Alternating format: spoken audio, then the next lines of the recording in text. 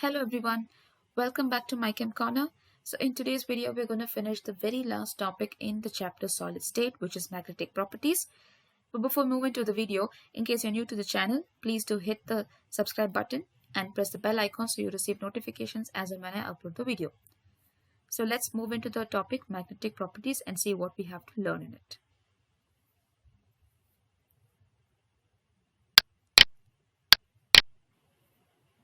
So in magnetic properties, all that we're going to learn is different types of magnetic properties, their few characteristic features and examples under them. So first thing we're going to learn is about paramagnetic and diamagnetic, which is not a new magnetic property to anyone because we've learned the same thing last year with examples under molecular orbital theory from chemical bonding chapter. So the same points apply here. So under paramagnetic and diamagnetic, we basically learn a comparison because that's make our learning easier.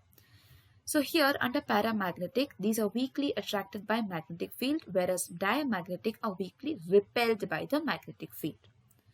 Paramagnetic, every electron is magnetized in the same direction, whereas diamagnetic, electrons are magnetized in the opposite direction.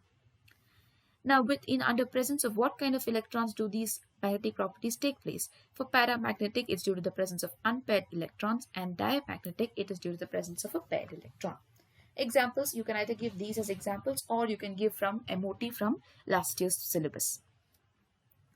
And the next one is a ferromagnetic substance. In this case, if you see, these substances are strongly attracted by the magnetic field and they are permanently magnetized. Right? So in solid state, metal ions are grouped in small regions called domains.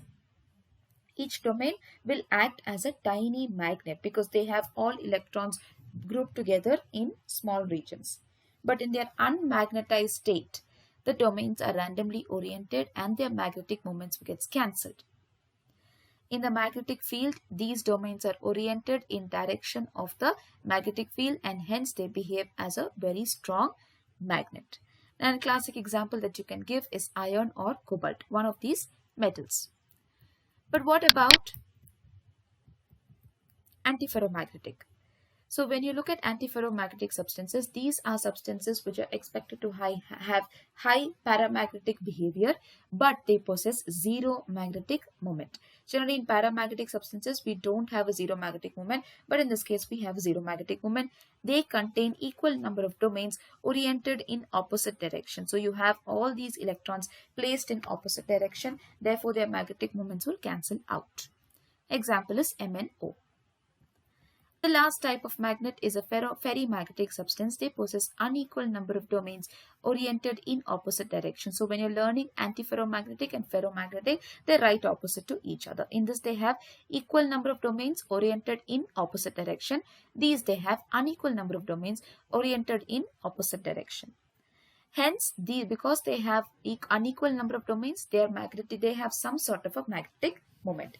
And because of that, they are weakly attracted by the magnetic field when compared to a ferromagnetic substance.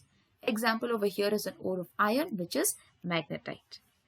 So this is just talking about the general basic characteristic of each magnetic substances and their example. So you just have to know these things and not any more in detail. So with this, we come to the end of the chapter solid state. If you have any queries, please don't hesitate to write an email to me. But you can always put down your suggestions in the description, in the comment box below, and I will be answering those queries. So stay tuned and have a nice day.